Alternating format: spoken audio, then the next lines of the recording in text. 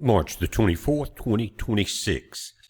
Guys, I hope you're buckled up. This is going to be quite a video, but I want to start right here. You're looking at the live page this afternoon.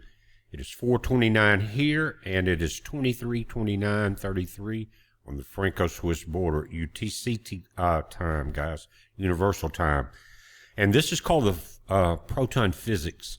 And we have stable beams. You can see right here, blue and red. Beam 1 is blue, beam 2 is red right there. And the power line right here indicates the power normally when you combine these beams. When you get higher power, the closer they get, the more they hit or collide in that big 17-mile circle. The more power is generated by the collisions, but they don't have to collide to do it. The inductance created by them traveling that 17-mile loop in opposite directions at the speed of light creates a turbulence and an inductive power in itself. And that it can work both ways.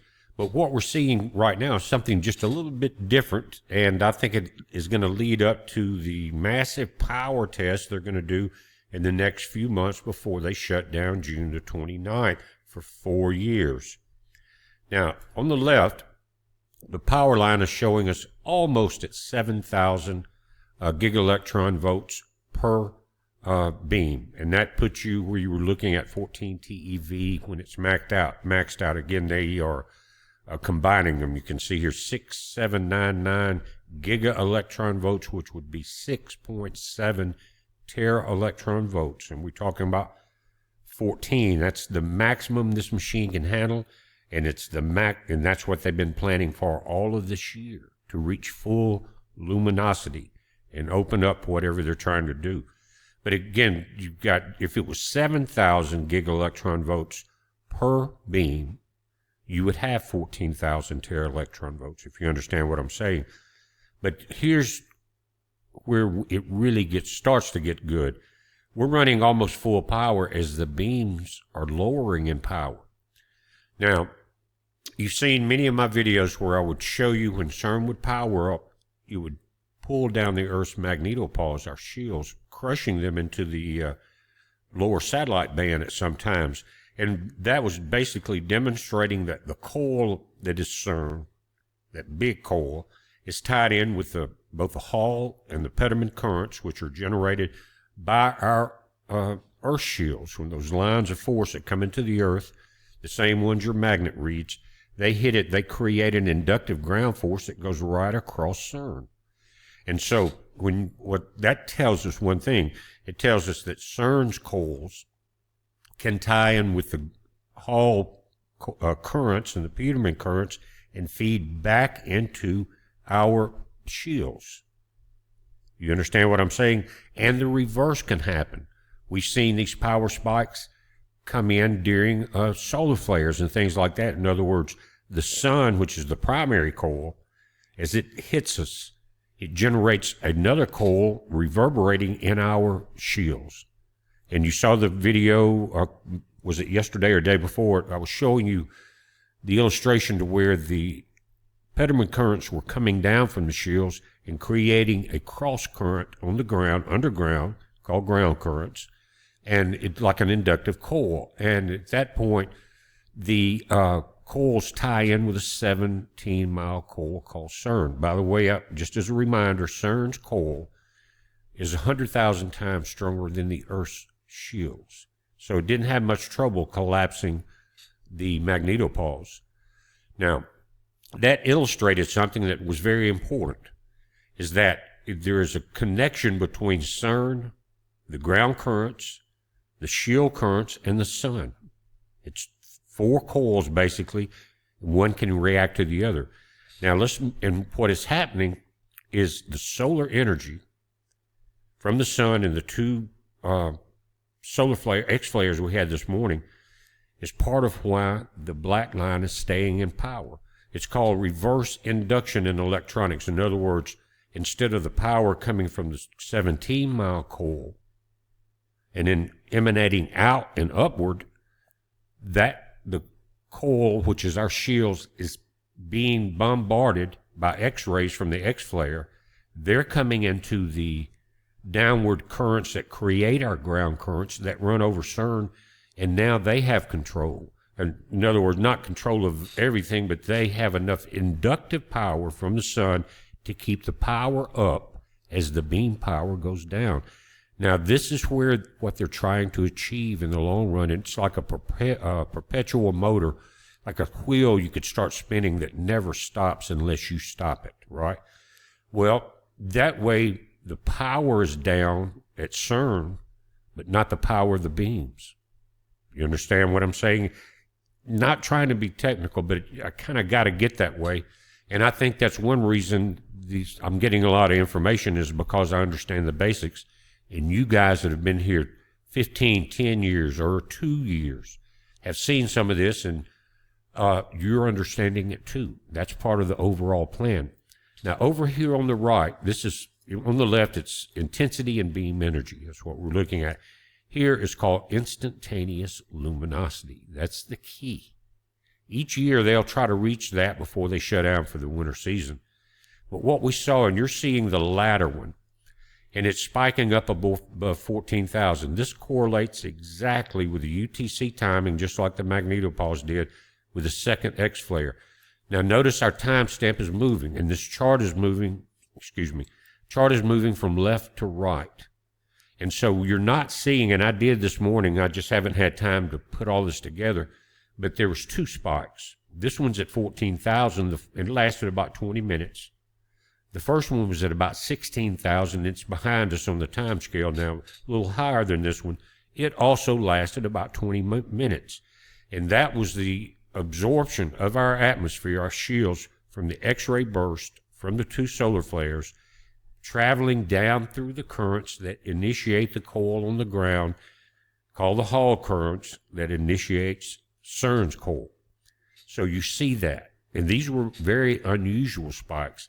Not only that, they lasted a pretty good time, a long time. 20 minutes is not that long on a normal scale, but when you're talking about these type dynamics, it is.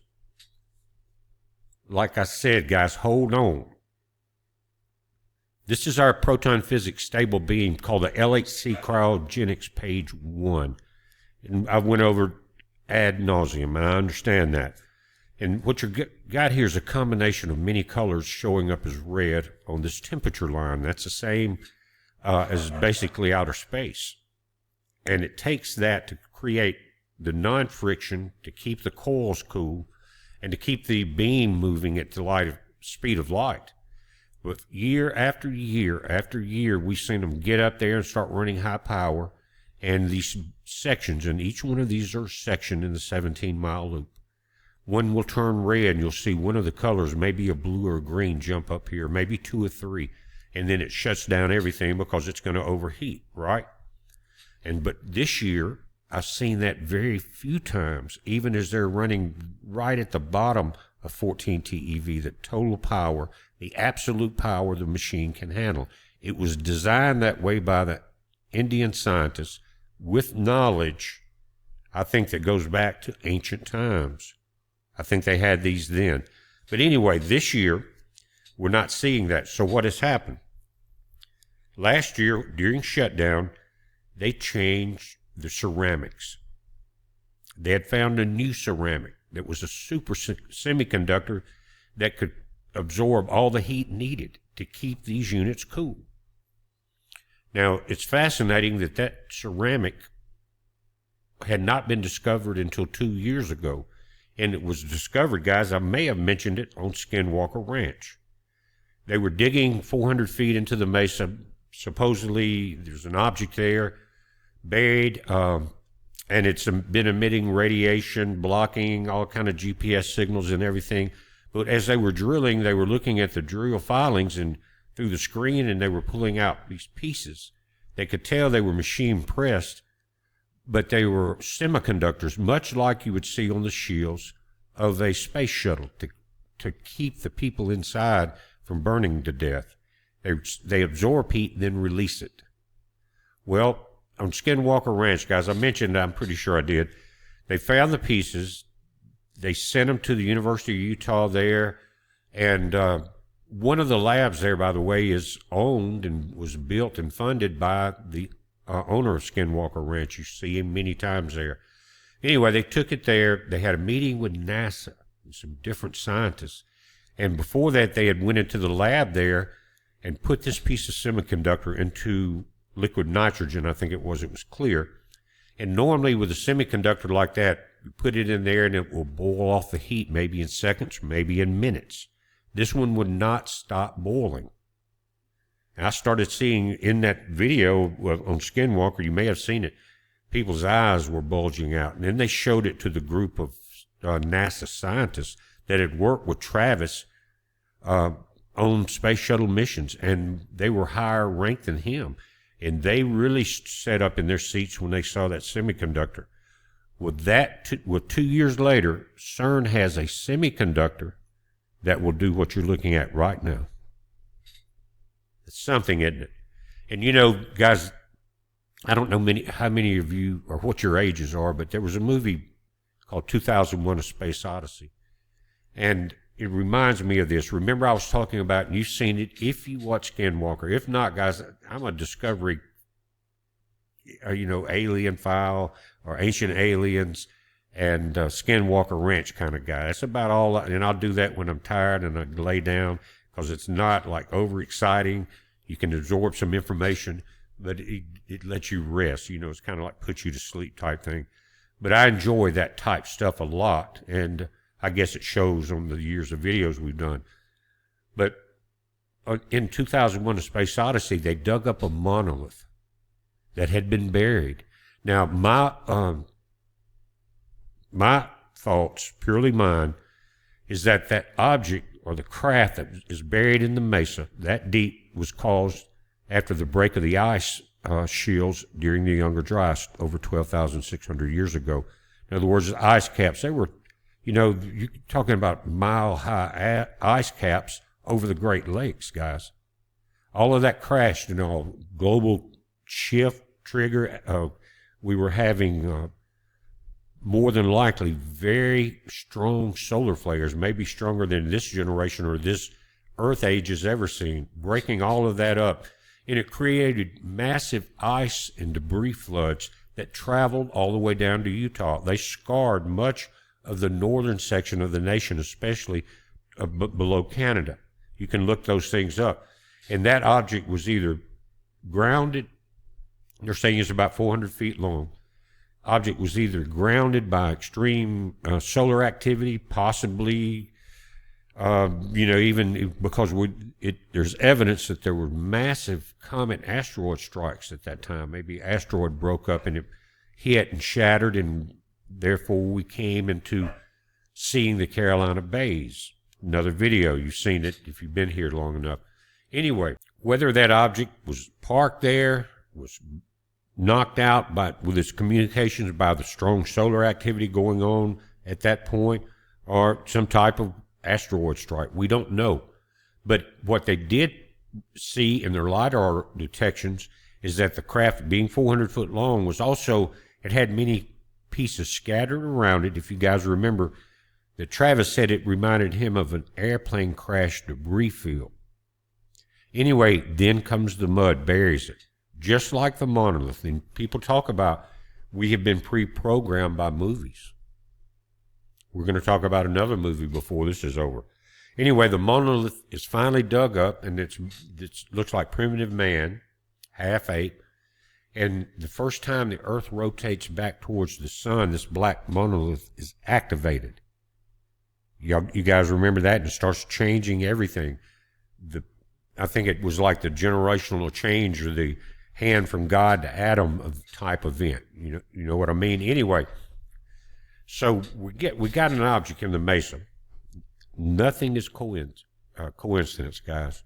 We got an object in the mesa for the last 4 or 5 years, I think 6 maybe now, that's emitting EMF signals, getting people sick with radiation.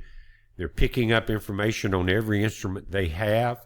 And when they do some type of experiment, this instrument activates. Just like the buried monolith. They dug up some of the tile. They had it out in their hand in sunlight. You understand what I mean? Anyway, just like the monolith was activated, the scientists' eyes were activated in that meeting, watching that semiconductor never stop boiling. Again, that may be a weak connection, but it may be stronger than you think. In other words, when whatever was buried there, it was calling out those signals, and probably stronger once we saw the Skinwalker team come in and start their experiments, whether it's rockets, drilling, or electromagnetic things, LIDAR, remember, from the helicopters. But it was calling out, just like the monolith was in 2001, Space Odyssey. And it was a trigger. It was a key. This word key is going to be very important by the end of this video. It was a key to opening the technology in that semiconductor that CERN used so that we could see this screen right here run at its power running. And it's been running higher power than it is right now, slightly. And nothing going green, nothing going red, excuse me. So you've got a combination of, because the cryos are staying cool, that perpetual motion, once started, can continue. You've oiled the machine. You've got wheels running on greased bearings. You understand what I'm saying? Anyway, so what we saw on Skinwalker, again, no coincidences. Not if you're a watcher. And a watcher can be one doing the video or one watching the video that's studying it on their own or paying very close attention. But for 15 years, you guys and me have been primed for this time. And before it's over, this key is going to drop us right into Revelation 9. Again, you might want to get your seatbelt strapped on tight. Now, I'm kidding, but I'm not joking about it. Guys, some will automatically turn away from this information. But the ones I'm talking to with the open mind and the open ears and eyes that can see, even if it doesn't hit you and you understand it immediately, it's going to spark something within you telling you why for all of these years you've been watching this information. Not exactly understanding it, just like me, not exactly correlating it with the events of the planet. But our Father told us we will see these things. Things will be exposed. Look up. The watchers watch. The blood will be on your hand if you see the incoming and don't tell the people. But it will be on their hand if you see it, you warn them, and they ignore you. Now, I'm not threatening or anything like that. That's a code in the Bible I call the Watchman's Code. So we're talking about something that is very obvious. Let's highlight this before I move to the next step. First of all, when it started out, we had these two beams plowing into each other and going very close enough to cause induction, just like two wires moving too close together, they'll pull together. That's why you see the spacers on those big high-energy power lines, guys, with 3 wires in them, so they cannot pull together. Just like when the beams are not exactly lined up, we watch the elevation and the windage a lot of times, but as they pass by each other, the inductance from one is passing into the other, creating that coil effect. And that's what we're seeing. And this illustrates it perfectly, guys. We got two beams, beam 1, beam 2 on the right. They're not colliding. If they were, these numbers say beam 1 at 200, because they're pretty close. Beam 2 would be at 200, both horizontally and vertically. I call it windage and elevation. But beam 2 is at 200, but 180. So that's why you see the difference. It's higher at 220, the whole 9 yards. Anyway, they're not plowing into each other, but the energy line is still very high. These two are doing a dance as they move past each other at the speed of light. Think about that. At below the temperature of outer space so that everything stays cool, they're creating an inductance without the power coming from CERN. Right now, that inductance is coming from the solar flares back into CERN via the connections I've talked about. Anyway, that's what we're talking about. They're not colliding, but we still have the power. In other words, as the sun picks up and CERN cuts down, it turns off for 4 years, June 29th. They're going to leave everything running. They're going to keep everything warm. You understand what I'm saying? Read it in the CERN website. That is linked on our website at bpearthwatch.com. Just scroll down to CERN. It'll tell you the cutoff dates and all of that. But when you see right now, you see that live drop right here, guys? You see that? Anyway, we're running live just like we were 23:53:08. We are at 4:53 here, Central U.S. Anyways, they're running by each other and creating that inductive coil. And if the sun takes over like another power supply, like you can switch from your generator to the grid, then it becomes the power for CERN, the controlling power. That's an important factor. I just wanted to drive that home a little bit and not get too technical. But right now, the energy of the sun is keeping everything moving, not the energy of the beams. Really the way it's supposed to be. Now, guys, inside that 17-mile loop are 4 different machines. They're 12 o'clock, 3 o'clock, 6 o'clock, and 9 o'clock in that loop. Atlas, by its name, is the giant. That's the one you see in all the diagrams where men are very small when they're working on this big machine. Over here is the CMS, this is Atlas, and this is the LHCb. Now, these numbers also spike during the 2 solar flares. The difference is the luminosity at Atlas was higher than this, and it came back and leveled down. But Atlas, let me pull this down, I guess as in Wonderland, never did come back down, and it is oscillating now at 9 hertz. You see that 7.59? You know that's the alpha wave, 9 hertz. That's where meditation and slowing everything down begins. And now the sun has got Atlas locked into a 9 hertz alpha wave. This has not come back down.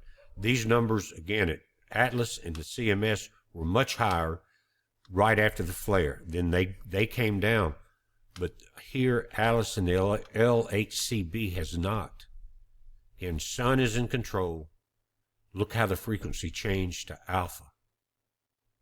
And that's going to be a very big moment if they can keep this perpetual wheel, kind of like the one around Shiva, running from the solar power when they shut down CERN. But there's going to be an exchange of power and a handover of the key. Now, guys, I've just tried to ground everything kind of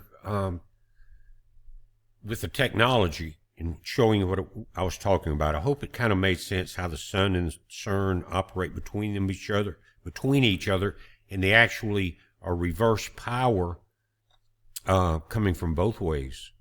And now that they can keep everything cool, they can depend on solar power and a new vibration, a new 9 hertz alpha vibration, possibly. But we got to go to the Bible, and I'm going to ground you just a little bit further. This is where you really need to strap on tight before this is over with. Revelation 9 is a great mystery to everyone. I've talked about it since day one, way before YouTube came into existence. Okay? Maybe 40 years ago when I got my first Greek and Strong's Hebrew and Greek concordance. Anyway, the 5th angel sounded, and I saw a star fall from heaven to the earth. Now, a lot of preachers immediately jump off of this and talk about a comet or asteroid or something. But it says to him, that means it was a person, was given the key to the bottomless pit. What key did I mention earlier? The key of that technology to open the pit, to leave the cryos running. What was it? It was that silicon chip. Just like the monolith. Anyway, to him was given the key to the bottomless pit, and he opened the bottomless pit, and smoke rose out of the pit like the smoke of a great furnace. So the sun and the air was darkened because of the smoke of the pit. Then out of the smoke locusts came upon the earth, and to them was given power, as the scorpions of the earth have power. Now this darkening from the smoke of the pit has to do and goes along with the days of darkness. They're not exactly what people have thought. Then out of the smoke locusts came upon the earth, and to them was given power. How were they given this power, guys? We're going to talk about it. As the scorpions of the earth have power, they were commanded not to harm the grass of the earth or any green thing or any tree, but only those men who do not have the seal of God on their foreheads. Think about that. So they're not normal locusts. They're described breastplates, hair like women, teeth, like lions, all of that. We'll look at that. But let's focus on this. They were given power. As the scorpions of the earth have power, they were commanded not to harm the grass or any green thing or any tree, but only those men who do not have the seal of God on their foreheads. This is key. This is key. That seal of God means that for a long time you've had enough knowledge to avoid certain things, do certain things, and get your life together. That's part of that seal, that you're trying to walk in the right way, and you're not being misled by false preachers. Anyway, you can only those men who do not have the seal of God in their foreheads. So you guys, the elect, especially if you understand this video, you're sealing yourselves into that seal. Again, they were not given authority to kill them, but to torment them for 5 months. The torment was like the torment of a scorpion when it strikes a man. In those days, men will seek death and will not find it. They will desire to die, and death will flee them. Guys, that is probably, think about the most mysterious couple of sentences in Revelation. Trying to figure out what the scorpion, the locust army is, and how will you seek to die and you cannot die. How does that happen? It means that you're not in control. The shape of the locusts were like horses prepared for battle. There were many. They filled up everything. On their heads were crowns, something like gold. And their faces were like the faces of men. They had hair like women's hair, and their teeth were like lions' teeth. And they had a breastplate like the breastplates of iron, like the iron on a machine. It says, and the sound of the wings were like the sound of chariots, with many horses running into battle. This sound of the wings, guys, you've heard this sound many times. It identifies what the locust army is. Where have you heard that hum before? They had tails like scorpions, and there were stings in their tails. Their power was to hurt men 5 months, and they had a king over them, in the angel of the bottomless pit, whose name in Hebrew is Abaddon, but in Greek he has the name Apollyon. Guys, both in Hebrew and Greek, it means the destroyer, just like the final dance of Shiva at CERN. Dances in creation, dances out destruction, going from one age to the other. Now, this humming, this sound of the chariots, their wings had a sound. Guys, do you know what Operation Locust is? It's brand new. Do you understand what the heart murmur machine is that rescued the downed pilot a couple of weeks ago in Iran? Remember Trump and Pete talked about, well, it wasn't Pete, it was Director of National Intelligence, who I really like. Anyway, I can't remember his name. He said, we've got technology that you don't understand, but he said this: if you have a heartbeat, we can find you. And for 40 miles away, our airman was in between rocks, out of view. 40 miles away, they picked up the ping of his heartbeat. And the sophisticated software, the way it works, is that you imagine 40 miles trying to mic something from 40 miles away. You've got 40 miles of interference, from solar crap to airplanes to wind, everything else, right? But their software filters out every noise known to man except the sound of that heartbeat. More than likely, they know the heartbeat patterns already of most of their military. Most of it probably was implanted during the many vaccinations that our military goes through. I know because our son was in the Air Force for 7 years. In the Middle East, two different tours. He took unbelievable amounts of vaccines. But the main vaccine that's going to come into focus here was more than likely during the 4 years that we had with the maniacs running the medical system. because I didn't take it. But you don't know if you've ever given blood or had to go under for operation or anything like that, if what was put in your body. Anyway, this Locust Army is part of what is called the Locust Project. CIA, I think Skunk Works, put it together. It's thousands and thousands and thousands of drones, right? And so between them and Starlink can intercept any signal.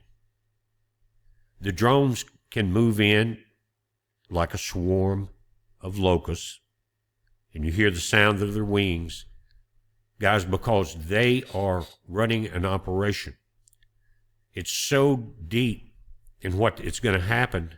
Again, it's another hold on moment, because during COVID, the injections, and many of you remember reading about it, they were creating metal, small, like antenna devices. I know for a fact that was true, because I saw one that came out of a very close friend of mine's arm at the injection site. They kept rubbing it. It was very sore. Then finally, about an inch piece of some type of carbon that was round, about an inch long, wasn't smooth and shiny like a needle. It was rough and rugged looking. You couldn't break it. It came back after they rubbed it and wondered why the soreness was there. This piece of metal popped up out of there. Guys, do you realize that metal formation was the only antenna missing from the Locust Project?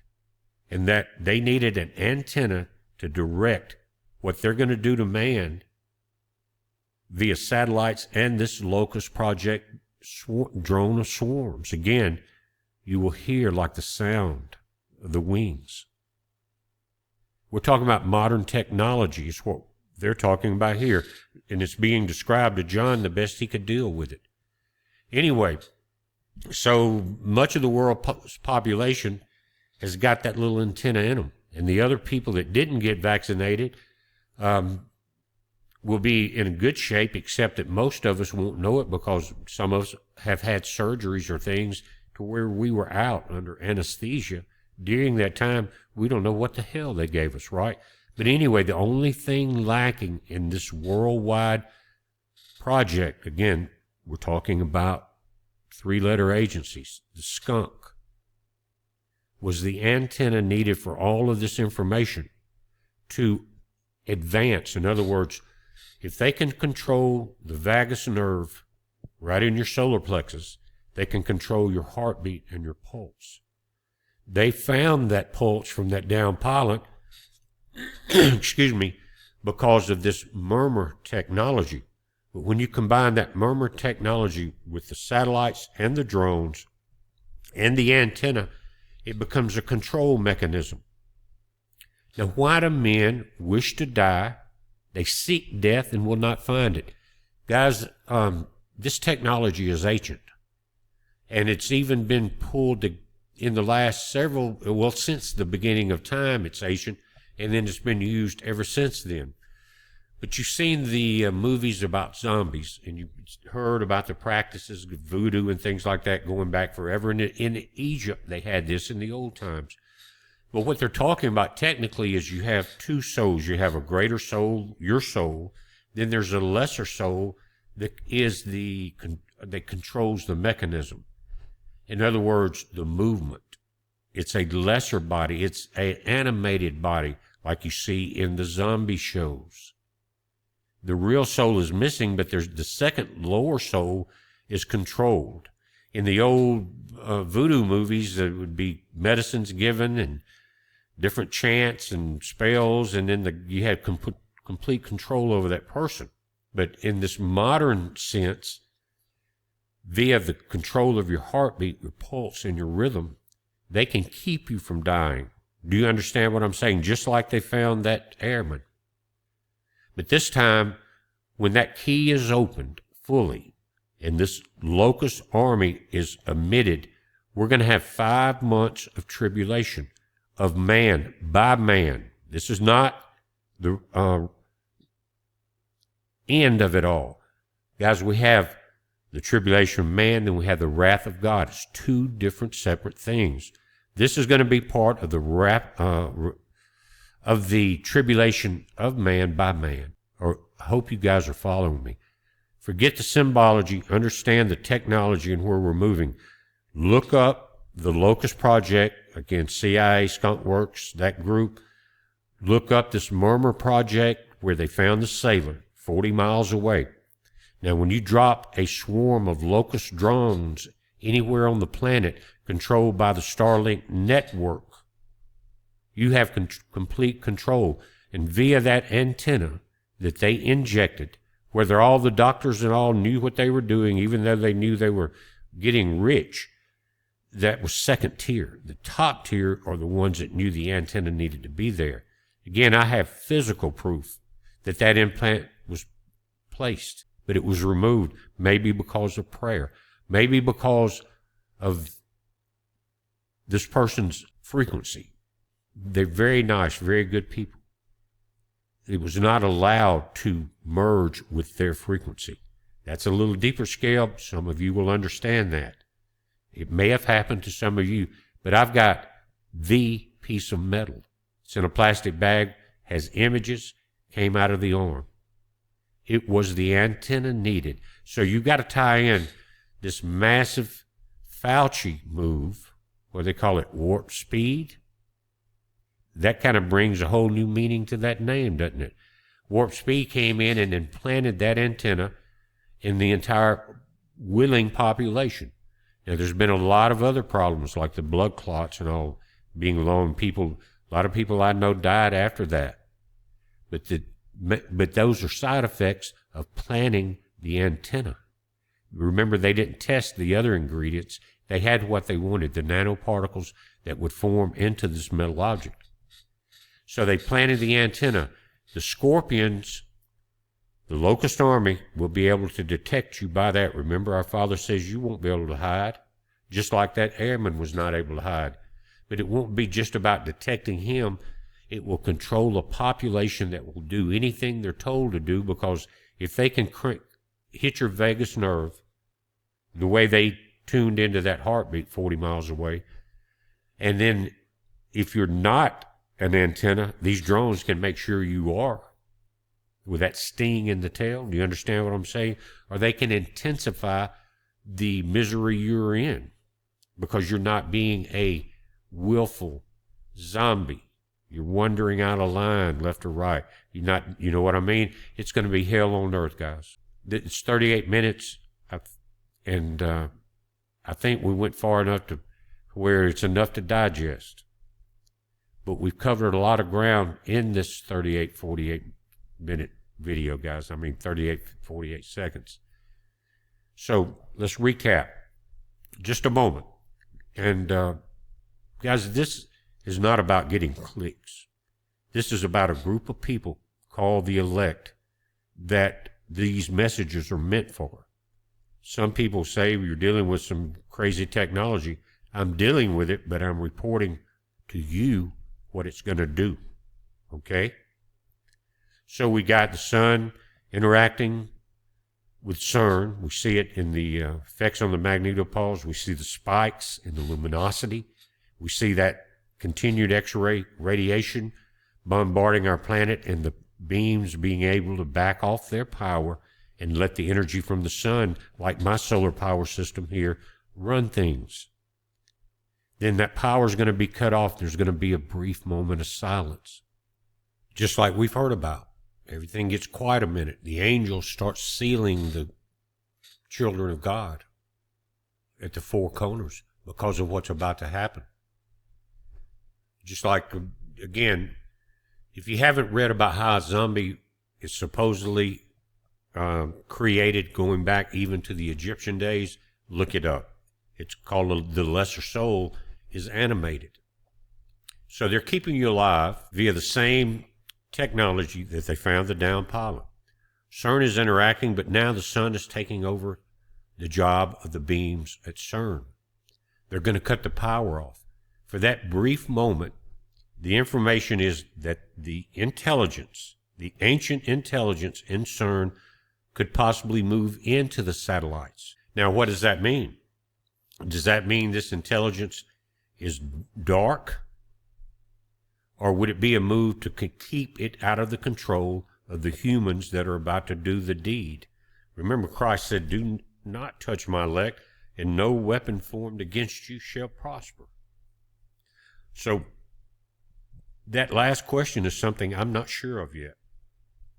But that's the information coming. As CERN cuts off, letting the sun handle that in, then the frequencies will all lower to that alpha wave that we're seeing in the Atlas section of CERN at 9 hertz, and that peace will come, that will be the quietness. But one of the things that is mentioned is this darkness, this smoke.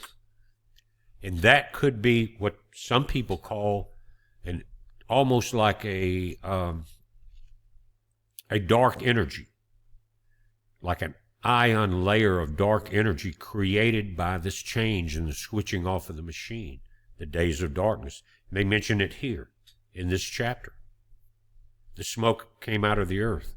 Remember that? The air was darkened because of the smoke of the pit. Some type of change at this point, when everything's transferred, it creates this dark energy, this vortex that could block out the sun, almost like a thunderstorm effect, but much stronger.